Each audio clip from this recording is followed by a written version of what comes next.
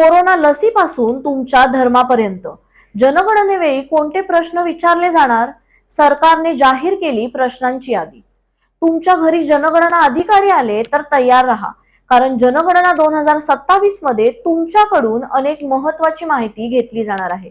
सर्वात आधी तुमचे नाव, कुटुंब प्रमुखाशी नाते, लिंग, जन्मतारीख, वय आणि वैवाहिक स्थिती विचारली जाईल। त्यानंतर धर्म, जात, अनुसूचित जाती किंवा जमातीतील प्रवर्ग आणि मातृभाषेबाबत माहिती घेतली जाणार आहे। तुमचे शिक्षण किती आहे?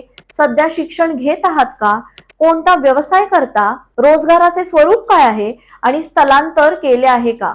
असे प्रश्नही असतील। अपंगत्व असल्यास त्याची माहितीही नोंदवली जाईल।